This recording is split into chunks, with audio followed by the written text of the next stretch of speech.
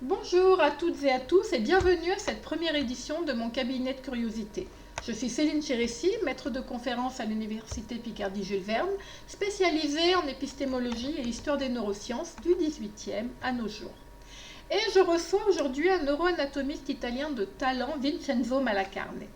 Partisan d'une méthode anatomopathologique et clinique, de type morganienne dont nous allons reparler, concepteur de la première théorie des localisations cérébrales sur laquelle il a fondé neuropsychologie différentielle.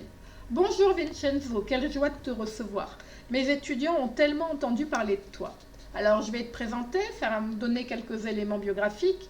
Tu es né à Salus le 28 septembre 1744 et tu es considéré comme l'un des maîtres de l'université de Padoue de la seconde moitié du XVIIIe siècle et du début du XIXe.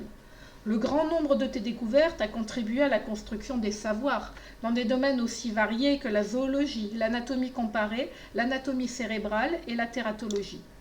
Ta renommée a essentiellement perduré à travers l'histoire de l'anatomie du cervelet, dont tu as profondément modifié la nomenclature en abandonnant certains termes latins au profit de termes plus morphologiques tels que jambes, pont ou bras du cervelet.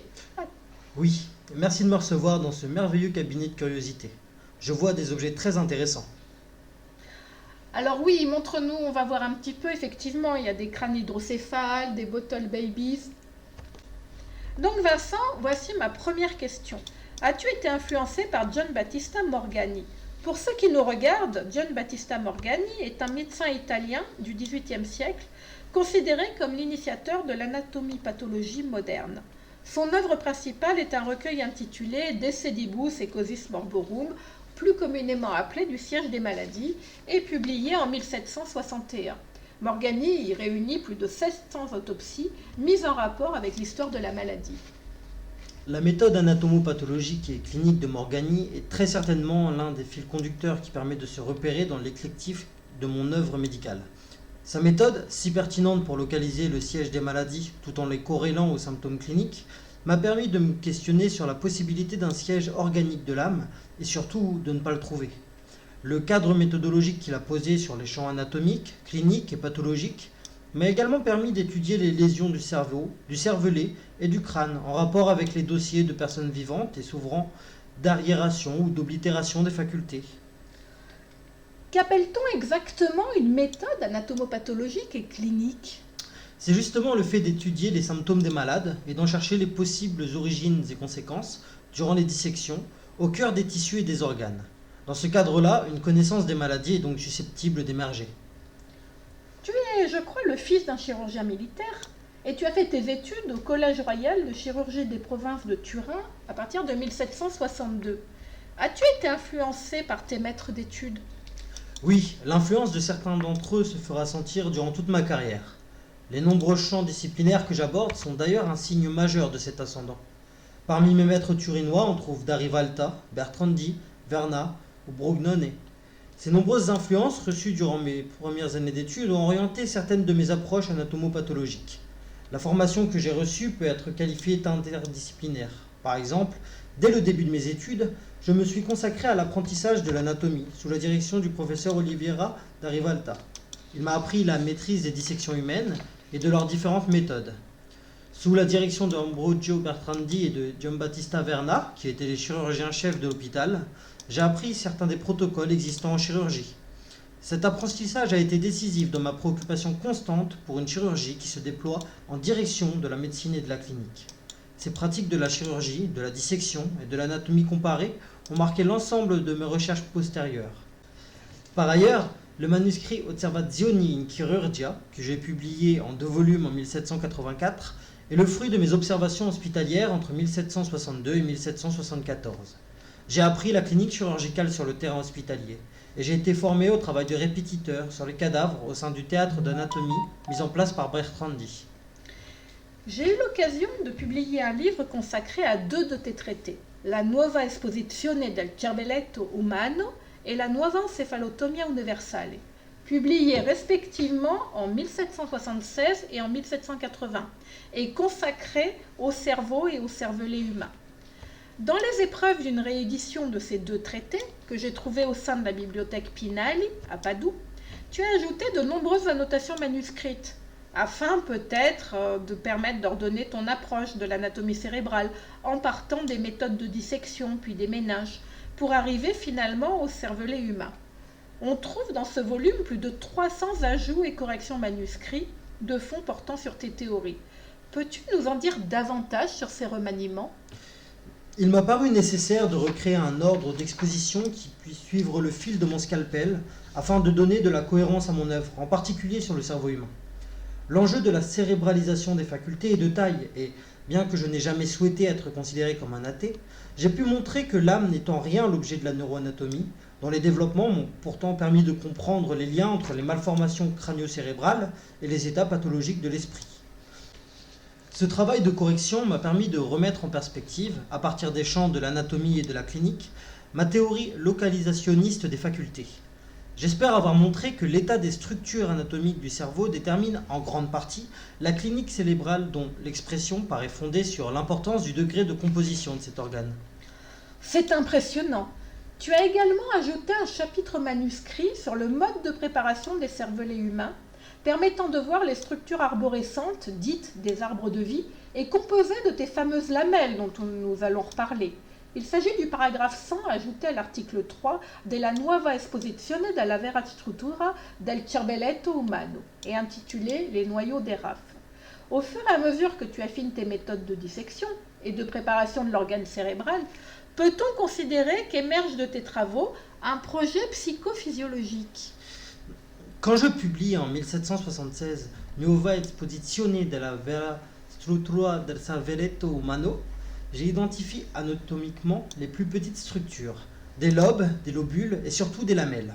Or, il m'apparaît à partir de là, en étudiant des personnes atteintes de crétinisme, un fléau de nos Alpes italiennes, ou encore d'hydrocéphalie, que les sujets souffrant d'une oblitération des facultés disposaient au sein de leur cervelet d'un nombre moindre de lamelles.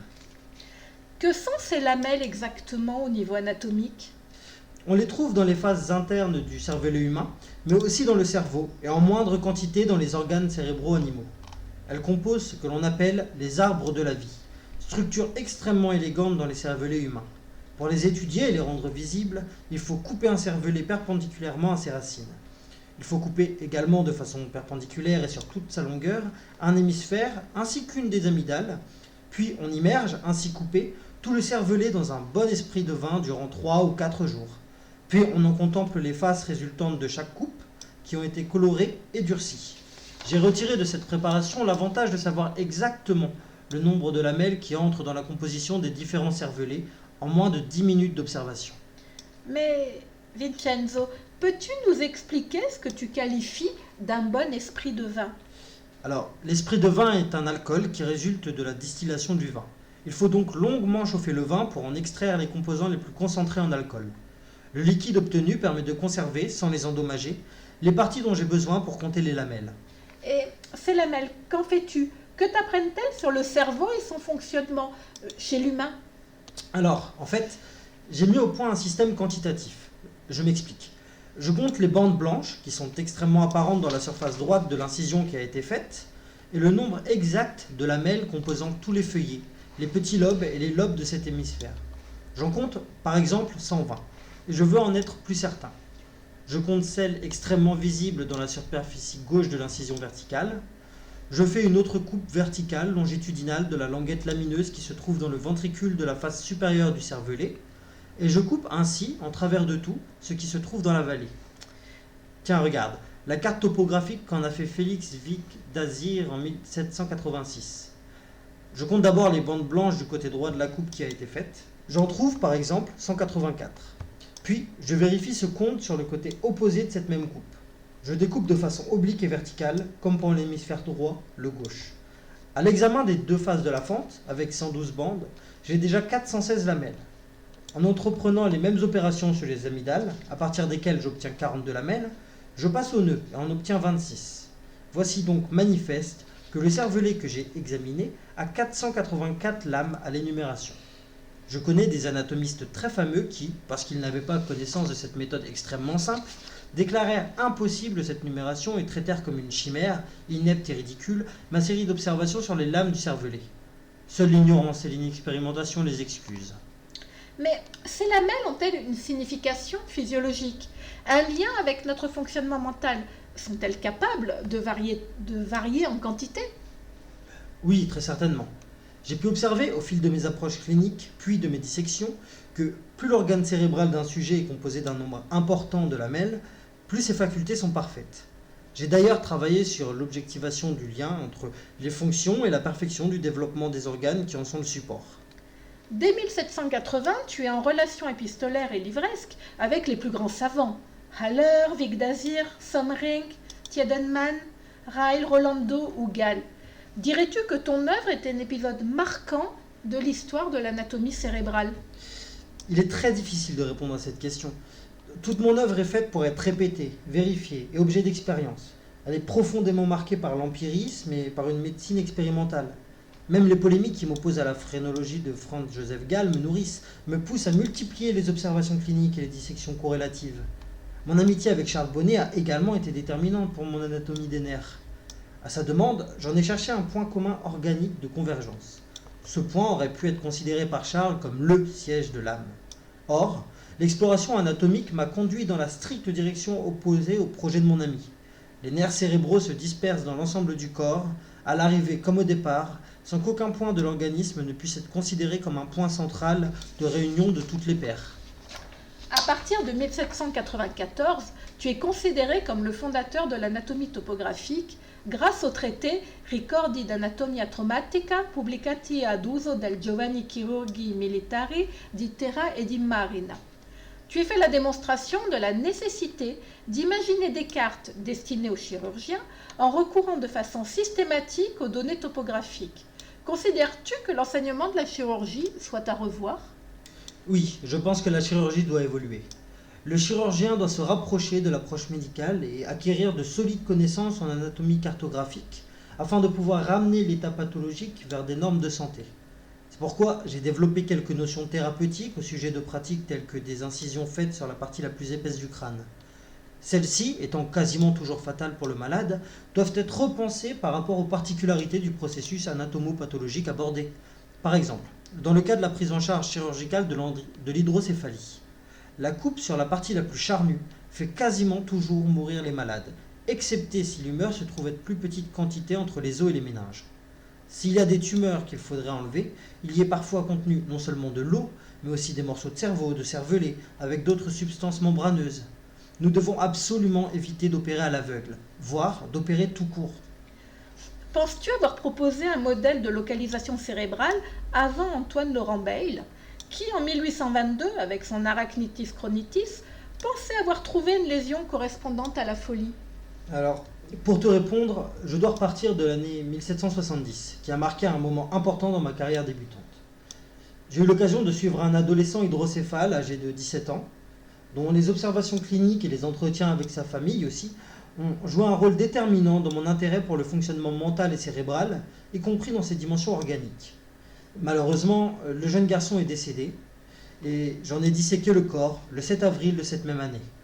Sa cavité osseuse crânienne était trop étroite, et donc son organe cérébral beaucoup moins développé que dans des conditions anatomiques normales. Ainsi, le nombre de lamelles comptabilisées en est moindre. J'ai pu noter que les carences et le mauvais développement physique avaient accompagné l'aggravation des manifestations d'un retard mental.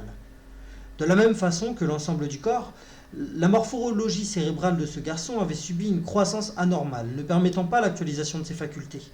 Les observations que j'ai faites sur son stade d'évolution mentale ont été parallèles à celles sur son aspect physique, ces dernières faisant partie intégrante du cadre clinique de la maladie. En d'autres termes, j'ai intégré ces troubles psychologiques à l'ensemble des altérations de son corps. En corrélant les observations pathologiques que j'ai faites directement sur son cerveau avec son dossier clinique, j'ai ainsi pu établir des liens causaux entre le développement de son cerveau, ses malformations crâniennes et l'expression de son comportement et de ses facultés. J'ai plusieurs fois analysé son cas selon différentes perspectives, tant dans mes carnets de notes qu'au sein de mes traités. Ainsi, en associant mes observations sur l'hydrocéphalie avec celles sur les sujets atteints de crétinisme, j'ai conçu une corrélation entre les sphères mentales et cérébrales en décrivant les signes cliniques du désordre intellectuel et comportemental et en les faisant correspondre à des lésions cérébrales. Tout à fait fascinant. Parle-nous maintenant du fou du Marzac.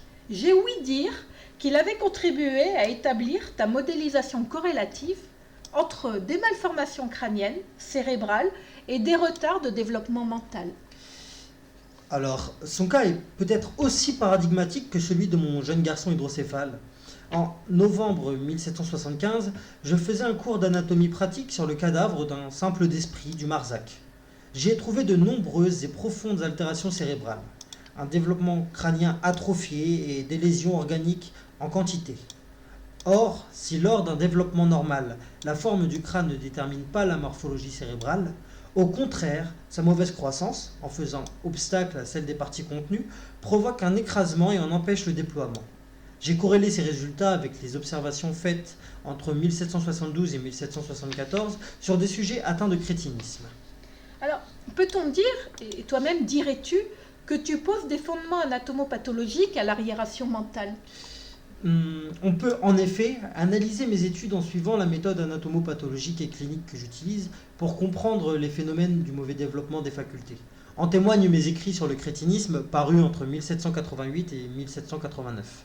Je les considère d'une importance capitale pour l'histoire de cette maladie, comme pour celle de l'arriération mentale, car c'est en tissant une démonstration qui va de l'hydrocéphalie à la folie jusqu'au crétinisme que j'ai développé la théorie selon laquelle on peut trouver des fondements anatomopathologiques à ces différentes pathologies. Mais j'ai également voulu comprendre les phénomènes du génie et des facultés extraordinaires sur le fondement d'éléments quantifiables et situés au centre de l'organe cérébral. Au-delà d'un projet d'anatomie, j'ai toujours eu l'intention physiologique de comprendre le fonctionnement cérébral humain dans ses dimensions mentales et physiques, normales et pathologiques. Vincenzo, voyons si j'ai bien compris. Tu penses que les fonctionnements pathologiques de notre cerveau en éclaireraient le fonctionnement normal? Oui Céline, je le pense, et comme je le disais à l'instant, les observations pathologiques éclairent même la dimension des facultés extraordinaires de l'entendement. Dans mes tableaux casuistiques, publiés en 1784, j'ai voulu montrer, à partir de l'analyse et de l'interprétation de plusieurs dizaines de dissections du cervelet, que les données quantitatives relatives au nombre de lamelles nous donnent des indications a posteriori sur l'état intellectuel des sujets sur lesquels elles ont été prises. Le caractère particulier et empirique des observations faites durant les dissections est subsumé dans cette quantification.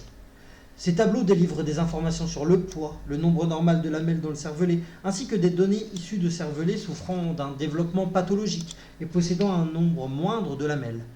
Dès 1782, je les ai envoyés à mon ami Charles Bonnet.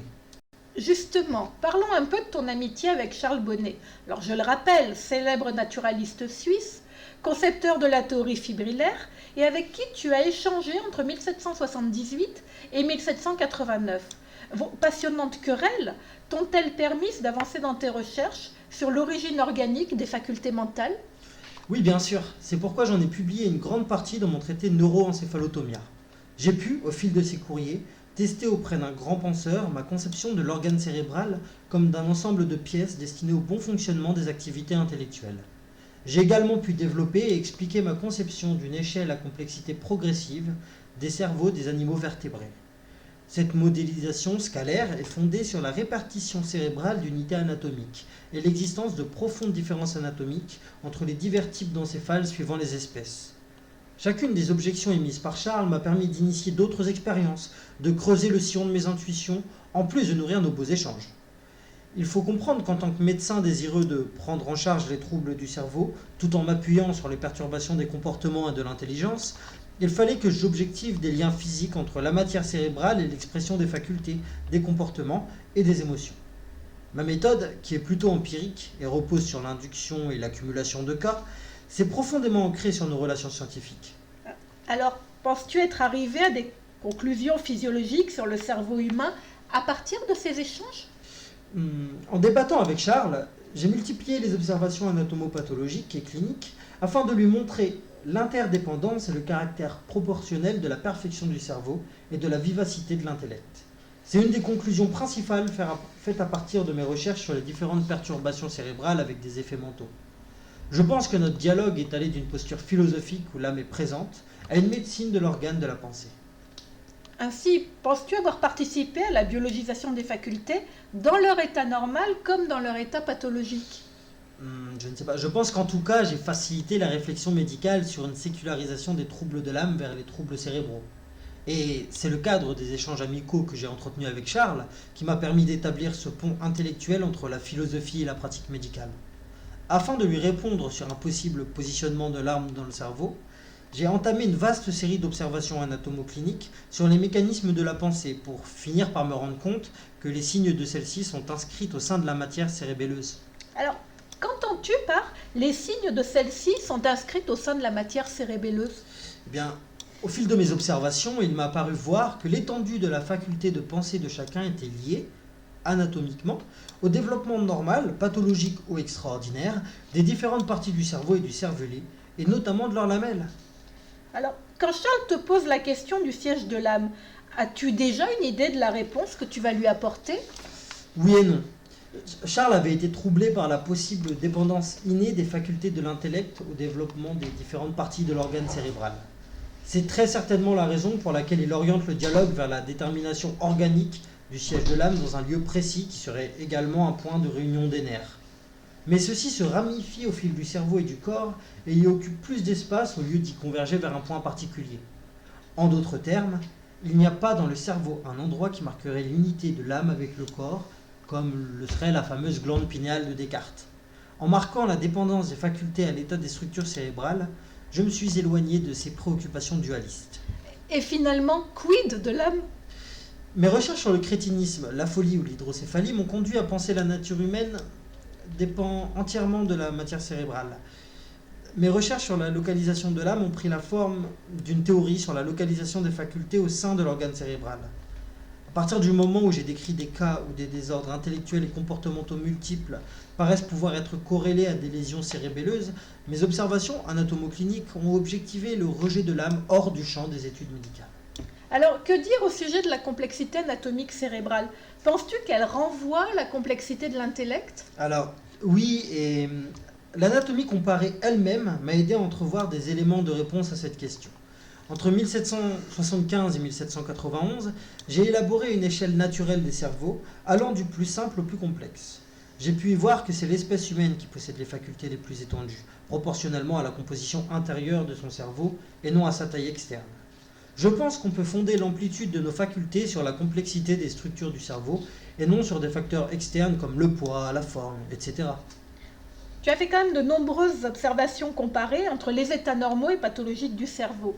Mais il reste un point que je ne comprends pas bien. Tous les individus ont-ils le même cerveau? Oui et non. Encore une fois, je vais te donner une réponse ambivalente. Nous avons tous un cerveau, et c'est déjà pas mal, mais tous ne l'ont pas en proportion organique égale. J'ai remarqué et mis en tableau une variabilité des structures du cervelet entre les sujets de notre espèce. Tu parles des tableaux publiés en 1784? Il me semble que tu les avais déjà transmis à Charles Bonnet dans une lettre datée du 23 mai 1782. Je me trompe? Non, tu ne te trompes pas. Ces tableaux visent en partie à répondre sur la question de l'essentialité des lamelles pour les fonctions cérébrales. Ils sont donc des éléments importants de nos échanges avec Charles. Ils regroupent les données extraites d'un peu plus de 70 sections. Les chiffres qu'ils délivrent doivent être lus en corrélation avec les textes cliniques sur les altérations intellectuelles, affectives et comportementales. J'y quantifie le nombre observé de lamelles dans le cervelet, ainsi que des données issues de cervelets souffrant d'un développement pathologique et possédant un nombre moindre de lamelles. Quand Charles me questionne sur l'âme, qui acquerrait dans le cerveau de l'huître des notions de morale et de métaphysique, je ne peux que lui répondre en ajoutant que la différence d'organisation entre le cerveau de l'huître et celui de l'homme nous empêcherait d'y envisager une communauté d'activités intellectuelles. Et dans ces documents, je rationalise et quantifie cette théorie en mettant en ordre les résultats de mes observations. Il y a donc des différences essentielles entre les cerveaux humains? Regarde, rien qu'au centre du cervelet considéré sur différents cadavres, il y a des différences surprenantes. Et je suis convaincu de l'influence que ces différences ont sur les individus, car lorsque j'ai connu particulièrement le sujet dont j'ai disséqué le cerveau, comme ce fut le cas par exemple avec mon patient hydrocéphale, je suis à même de prédire s'il va y avoir plus ou moins de circonvolutions sur le cerveau proprement dit, plus ou moins de lamelles sur le cervelet, et plus ou moins de profondeur au sillon de l'un ou de l'autre. En comparant de façon systématique les observations cliniques aux observations post-mortem, j'ai ainsi établi un nombre moyen aux alentours de 600 ou 700 lamelles dans les couches internes des deux parties du cervelet, chiffre à partir duquel le sujet posséderait des facultés normales. Les tableaux dans lesquels j'ai mis en forme et classé ces différences trouvées entre les cervelets humains normaux, extraordinaires et pathologiques m'ont permis de trouver une signification médicale à l'inconstance de ces structures cérébrales en vue d'en éclairer le chaos organique apparent. Cette formalisation des résultats de ces études rejoint les dimensions topographiques et statistiques de mes recherches. Alors, on peut poser la question, les facultés intellectuelles possèdent-elles une origine organique? Je ne peux répondre qu'empiriquement d'après ma casuistique anatomoclinique. Les personnes que j'ai connues vivantes et dont j'ai disséqué le cerveau et le cervelet m'ont permis de noter que plus leur cervelet était paré d'un nombre important de lamelles, plus elles avaient une mémoire importante, une locacité agréable, une vivacité hors du commun, et ça, quelque éducation eût-elle reçue? À l'opposé, quand le cervelet est comprimé, quand le défaut de surface et la diminution du nombre des lamelles en sont la conséquence, alors je me trouve souvent face à un sujet frappé d'oblitération des facultés. C'est par exemple le cas sur des sujets sur lesquels je n'ai compté que 324 lamelles. Ainsi, les études de développement pathologique du crâne m'ont aidé à éclairer la dépendance du fonctionnement normal des facultés mentales à la bonne morphologie intra- et extracrânienne. En effet, si les troubles des facultés ont une origine organique, leur fonctionnement normal également. Et du coup, la question sur la localisation de l'âme, à l'issue de l'ensemble de tes observations, a-t-elle encore un sens?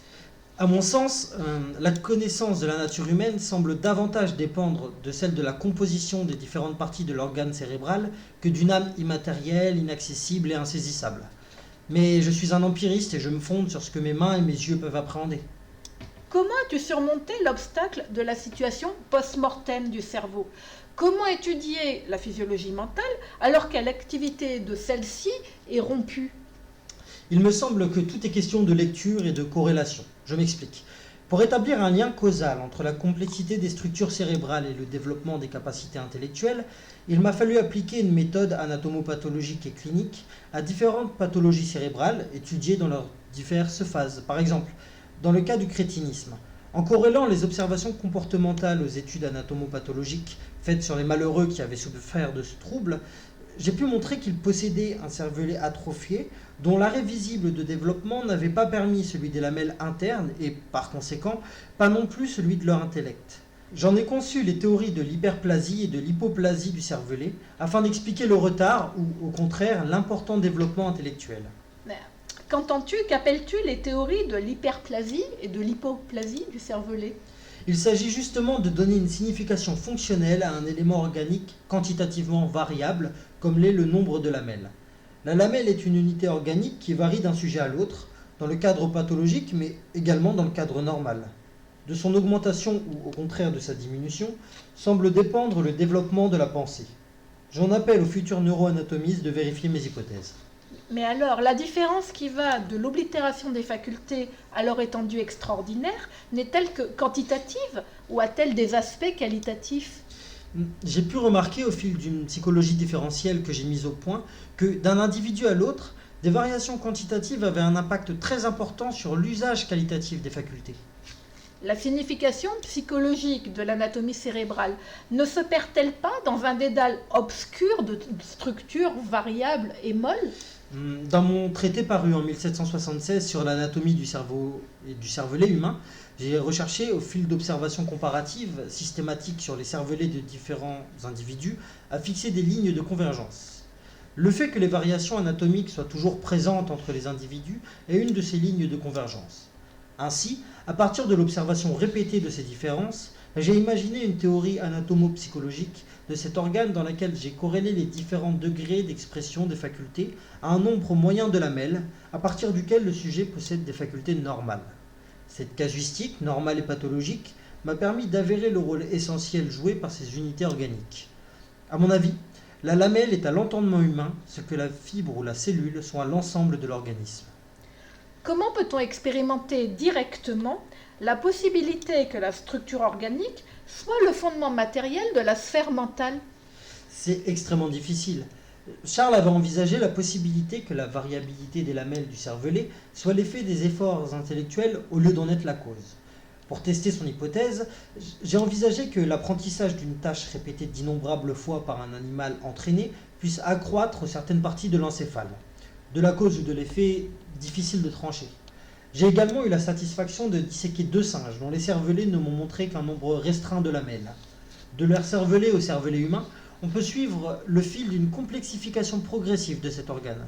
Une complexification qui ne peut être détachée, je pense, de celle des facultés et des mécanismes mentaux. La question du vocabulaire employé pour décrire les structures cérébrales est-elle importante? Alors, comme tu dois le savoir, les termes que j'utilise pour décrire la structure des cervelets humains sont longuement discutés par Haller dans le 8e volume de son Partium Corporis Humani en 1778. Nous avons ainsi eu des mots sur des questions linguistiques ayant pour objet le choix de nouveaux termes qui, au lieu d'être latinisants, permettent d'appréhender la forme et peut-être, du même coup, la fonction de la partie désignée. En décrivant les parties cérébelleuses avec un nouveau vocabulaire, j'ai voulu montrer d'une part que l'anatomie des parties dont est composé cet organe n'est pas bien connue, et d'autre part que des termes descriptifs jettent une lumière nouvelle. Par exemple, en parlant de bras du cervelet, j'ai mis en relief le fait que l'anatomie doit se rapprocher de la morphologie de chaque partie d'organe. Parce qu'elle recherche l'universalité de ses descriptions, l'anatomie doit coller au livre ouvert que représente le corps disséqué. Dirais-tu que tu as été influencé par certaines des idées développées par Albrecht von Haller? Rappelons à nos auditeurs que Haller peut être considéré comme le père de la physiologie moderne, médecin, scientifique, naturaliste. Ses travaux dans le domaine de l'anatomie, de la physiologie, de la connaissance des plantes sont toujours des références. Bien sûr, la polémique est déjà d'une certaine façon le résultat d'une influence. N'oublions pas que Haller estime que notre connaissance de l'anatomie cérébrale est tellement mince qu'il faut la compléter par la dissection des cerveaux d'insensés dont on possède le dossier clinique et comparer systématiquement le cerveau humain avec celui des animaux. C'est donc à la lettre que j'ai suivi ses conseils. Et que penses-tu de la phrénologie de Franz Joseph Gall? C'est un médecin, il est considéré comme le fondateur de la phrénologie, et il tente à déceler les facultés et les penchants des humains par la palpation des reliefs du crâne. Or, j'ai ouï dire que des querelles scientifiques t'opposent à lui depuis 1807, notamment au sujet de l'interdépendance supposée des formes du crâne et du cerveau. Vous semblez concevoir différemment la notion de localisation cérébrale. Peux-tu m'en dire plus ? Alors, l'anatomie cérébrale rend tout simplement impossible la conformation du crâne par le cerveau, les méninges se situant entre les deux. C'est empirique. Ce n'est qu'en cas de sous-développement des os du crâne que le cerveau peut être comprimé et donc altéré. Bien que je considère certaines altérations comportementales et affectives comme les manifestations cliniques d'une maladie, j'en corrèle directement l'expression à l'organe cérébral. Les os du crâne n'en constituent que la boîte. J'ai développé depuis quelque temps cette conception innée et organique des facultés et j'ai ouvert la voie à une matérialité des troubles mentaux, des déficiences et de la folie, selon laquelle les aliénations sont des maladies du cerveau. Il me semble que le système de M. Gall, bien qu'étant le fruit d'une longue série d'observations, soit non concluant, comme presque toutes les recherches fondées sur de rares conjectures. Mais on peut bien dire que vous avez des points communs au niveau de vos programmes théoriques, non ? Le projet de faire de la physiologie du cerveau un portrait de l'humain, où ses qualités morales et intellectuelles soient décrites comme innées, y est énoncé. Leur interdépendance avec l'anatomie du cerveau est défendue. Peut-on dire que vous êtes tous deux partis du postulat d'une organisation cérébrale à l'origine des inclinations et des facultés? Alors, je vais te répondre en plusieurs étapes. Dès 1780, dans mon traité de l'encéphalotomie nouvelle universelle, j'ai posé la question d'un rapport proportionnel entre la forme de la boîte crânienne et les dimensions de l'organe cérébral. Puis en 1807, j'ai refait des observations dans lesquelles j'ai montré que la moindre dissection montre que la dure mère est située sous chaque point d'ossification crânienne et que la substance du cerveau est cachée sous les différentes parties des méninges. En somme, le cerveau est tellement éloigné et séparé des faces internes des os du crâne qu'il est difficile de croire que ces parties puissent en être modelées. J'ai remarqué tout ceci notamment quand j'ai traité de la formation des sillons dans la face interne des os crâniens. De plus, la localisation des facultés concerne moins la forme de l'organe cérébral que son degré de composition interne. Et surtout, elle concerne encore moins la forme du crâne, sauf dans les cas où l'organe cérébral est écrasé et stoppé dans son développement par les défauts de formation osseuse. De quoi dépend, d'après toi, la complexité de la machine cérébrale? En tout cas, pas du volume du cerveau ou du cervelet. L'étendue des facultés intellectuelles n'est pas proportionnelle à la taille globale des appareils cérébraux, mais plutôt à leur degré de développement interne. Cette idée est antagoniste avec la cranoscopie et la recherche du siège des instincts et des facultés à la surface du crâne. Vincenzo, penses-tu que l'on puisse opérer une réduction du complexe au volume et du petit au simple? Je te rappelle que j'ai recherché, à travers le concept de lamelle, une micro-unité organique qui puisse rendre compte de la complexité des structures cérébrales. D'une part, la lamelle et la notion de complexité permettent de faire l'économie de l'âme. D'autre part, j'ai développé la conception selon laquelle la nature ne peut agir que par le biais de l'infiniment petit, ce qui apparaît depuis 1665 et les développements de la microscopie. Toute ma théorie anatomo-psychologique du cervelet est fondée sur cette quête de l'unité la plus petite visible à l'œil nu. Justement, tu évoques le microscope, mais tu n'en parles jamais dans tes traités. Ne l'utilises-tu pas? En vérité, je me méfie de ces lentilles grossissantes, susceptibles de créer des artefacts et de montrer des éléments dans le corps qui n'auraient aucune existence. Je me fie à l'objectivité de mes sens, à mon habileté dans la dissection, ainsi qu'au corps visible. Conçois-tu un modèle de psychologie différentielle fondé sur une anatomie du cervelet qui serait spécifique à chaque individu? Retraçons mes travaux ensemble. À partir de 1775, j'étudie les aspects cliniques et anatomopathologiques de sujets atteints de crétinisme ou d'hydrocéphalie. J'élabore ainsi une méthode de pronostic qui permet de connaître le degré de composition de l'organe cérébral d'une personne, de son vivant, à partir de l'évaluation de l'étendue de ses facultés. Je pense donc, oui, avoir proposé, au fil de mes traités, une psychologie différentielle fondée sur la prédiction du nombre de lamelles développées par un organe cérébral. Tu peux donc subodorer en cas d'arriération mentale la présence de lésions ou de malformations cérébrales et cérébelleuses correspondantes? Les malformations du crâne causant des lésions intracrâniennes, j'ai effectivement multiplié les études cliniques de sujets à l'intellect oblitéré ainsi que les dissections de cerveau de sujets malades et sains. Par comparaison, j'ai pu établir une relation de cause à effet entre l'absence ou la diminution des facultés et celle du cerveau. Dans le cas du crétinisme, qu'as-tu pu observer en allant de la clinique à la dissection? Alors, en concevant le tableau anatomopathologique du crétinisme, j'ai tenté de différencier les effets psychologiques des causes organiques. Lors des dissections des sujets souffrant de crétinisme dans nos vallées italiennes, j'ai observé que le cervelet se trouve dans une boîte osseuse plus étroite que d'ordinaire. J'en ai déduit que, ne pouvant pas se développer normalement, il ne pouvait pas atteindre une complexité interne suffisante pour le bon développement des fonctions cérébrales. Lors des dissections, j'ai vérifié quantitativement le nombre de lamelles insuffisant au fonctionnement des facultés. Le cervelet est parallèlement soumis au même principe d'arrêt de développement que celui subi par les os du crâne. Par une conséquence quasi mécanique, le nombre de lamelles qui en composent les couches internes est inférieur à celui des sujets qui ne souffrent pas de crétinisme. J'ai utilisé ces observations au sein d'une théorie des localisations des facultés plus vastes. Est-ce que tu dirais que tu as fondé ta psychologie sur l'anatomie cérébrale? Alors, en mettant en relief l'arrêt de développement organique subi par le cervelet, écrasé par la boîte crânienne, j'ai pu faire une corrélation heuristique de l'anatomie vers la psychologie en vue d'expliquer l'expression des facultés intellectuelles. En effet, si la croissance du cervelet est empêchée par une pression pathologique de la cavité osseuse, les unités élémentaires des facultés, les lamelles, ne peuvent atteindre une quantité moyenne nécessaire au fonctionnement correct de l'intelligence. Le contexte pathologique a-t-il éclairé ta connaissance de la physiologie?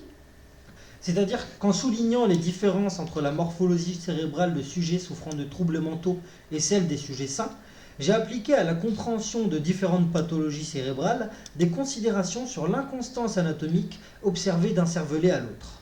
J'ai éclairé ces différentes approches, normales ou pathologiques, anatomiques ou cliniques, d'un rapport direct entre des compressions osseuses, le développement organique et celui de la sphère mentale. J'ai intégré l'inconstance du nombre individuel de lamelles à une physiologie mentale. En synthèse, tu dirais que les malformations osseuses, en provoquant des lésions organiques, provoquent la perturbation de certaines facultés.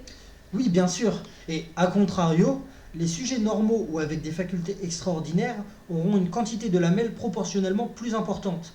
Comme j'ai pu empiriquement confirmer cette assertion au niveau de cadres pathologiques de l'hydrocéphalie ou du crétinisme. Par abduction, j'ai généralisé le rapport de proportion entre le degré de composition du cervelet et l'étendue des facultés intellectuelles à l'ensemble de l'espèce humaine.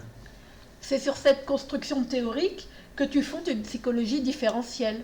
Oui, En partant d'une liaison causale entre la composition cérébrale interne et la rationalisation quantitative des structures de l'organe cérébelleux.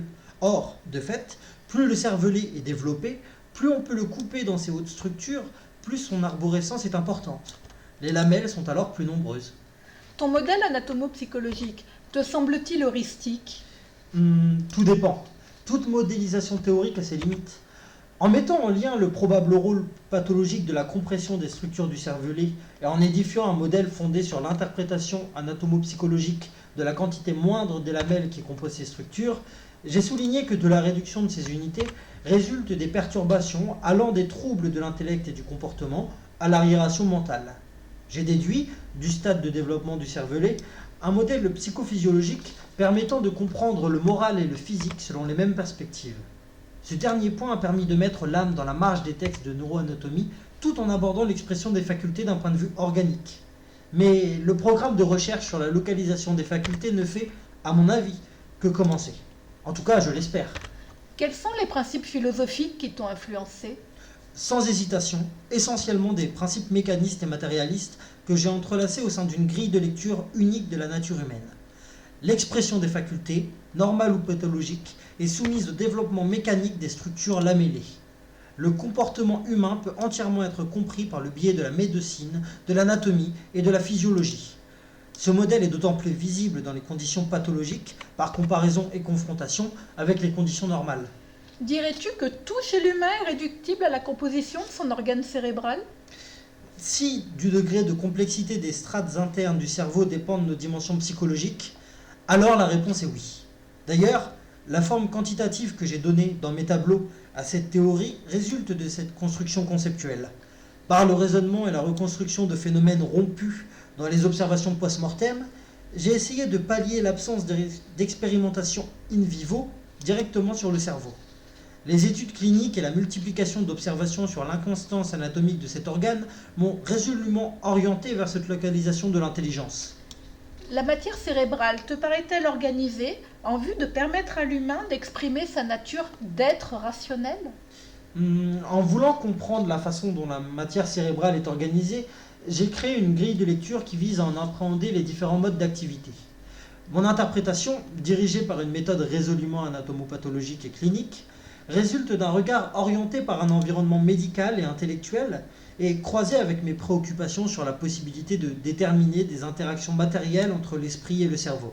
La valeur heuristique de mes travaux est peut-être d'avoir ouvert une voie de recherche vers la localisation de la folie et de la raison au sein de l'appareil cérébral. Mais ce n'est pas à moi d'en décider. Pourtant, je ne dirais pas que la matière cérébrale est organisée pour quoi que ce soit. Elle est susceptible d'être accidentée suite à un mauvais développement osseux, un développement embryologique pathologique et n'est donc pas finalisé en vue de permettre à la raison de s'exprimer. Mais si son développement se passe normalement, alors la raison est en mesure de se développer. As-tu cherché à unifier matériellement une nature humaine considérée en termes dualistes d'âme et de corps? Je pourrais te répondre en affirmant avoir contribué à unifier les dimensions morales et physiques, physiologiques et psychologiques au sein du cerveau. Il est clair que dans mon projet d'anatomie cérébrale se trouve l'idée d'une retranscription conceptuelle de l'espace organique dans des profondeurs dont j'interprète les variations structurelles en vue de moyenner l'expression des facultés de l'intellect. J'ai d'ailleurs mis au point un instrument de mesure de l'intellect d'un point de vue organique, le céphalomètre. Il permet de mesurer les rapports de proportion entre les os et la quantité de matière qui y correspond. Par ailleurs, grâce à mes tableaux casuistiques, je pense avoir tenté de rationaliser les interactions entre les phénomènes de la pensée et la structure des parties intracrâniennes. Comment résumerais-tu tes projets autour de la neuroanatomie humaine? Je te répondrai que mes recherches ont toujours été dirigées par un double projet.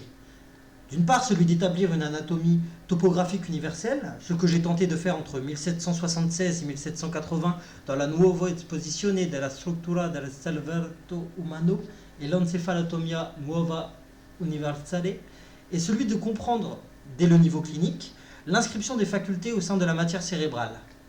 Penses-tu avoir conçu un moyen d'évaluer quantitativement l'intelligence d'un individu? J'ai conçu un raisonnement pronostique destiné à prévoir le degré de composition du cerveau. Ainsi, à partir de l'étendue des facultés exprimées par un individu, une médecine sera en mesure de prédire la perfection des structures intracrâniennes. Donc, une personne avec des facultés pérennes et en pleine expression devra posséder une moyenne autour de 600 lamelles cérébelleuses pour un encéphale bien formé. Mais, bien entendu, ceci ne pourra être confirmé que dans le cadre post-mortem.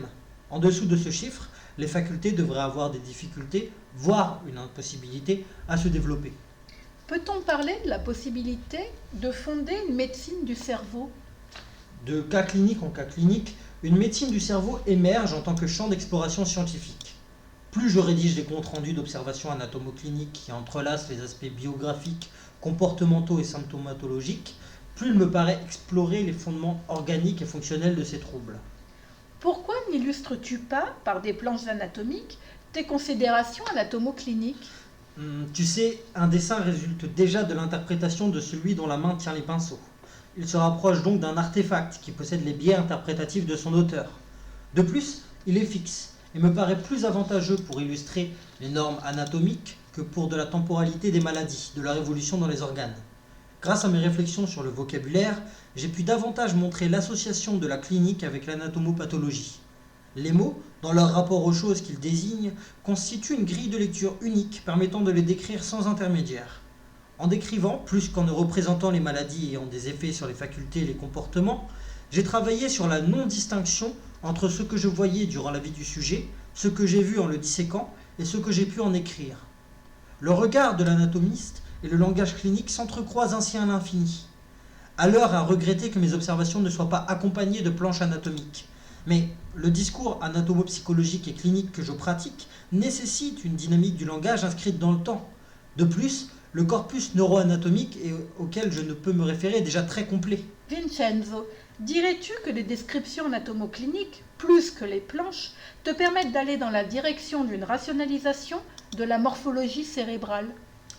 Oui, bien sûr, car contrairement à un dessin, un texte peut être retouché, corrigé, discuté, et rend compte du dynamisme et de l'évolution de ma pensée courant d'un cas à l'autre. Comment aurais-je pu croiser mes observations sur le jeune hydrocéphale de 1770 avec celles sur les sujets atteints de crétinisme faites autour de 1780, avec les cas d'arriération mentale que j'ai pu étudier et les mettre en tableau, les quantifier sur une planche anatomique? Impossible! L'inconstance de la matière cérébrale se laisse mieux ordonner par le texte et les chiffres, tandis que le croquis peut difficilement rendre compte de ces nuances. C'est donc pour donner un sens aux différences entre les cerveaux humains que tu as travaillé sur une nouvelle nomenclature pour désigner les parties dont ils sont composés.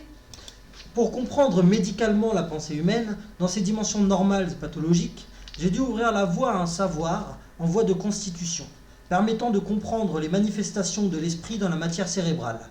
La forme verbale me permet de formaliser des mécanismes cérébraux dynamiques et impossibles à représenter par la gravure, la peinture ou le dessin. Mes recherches sont le signe d'un modèle cérébral dynamique en opposition à un modèle statique. L'articulation entre la clinique et la pathologie esquisse ce cadre au sein duquel le cerveau est appréhendé comme un organe en mouvement, support de toutes les opérations de l'esprit. Ayant pour finalité d'acquérir une connaissance constitutive d'une médecine du cerveau, je n'ai de cesse d'en questionner le langage, ancré dans les turpitudes de l'anatomie cérébrale et anatomique. Alors du coup, j'en arrive à un contre-exemple. Pourquoi avoir fait faire des planches qui illustrent tes traités sur les monstres humains?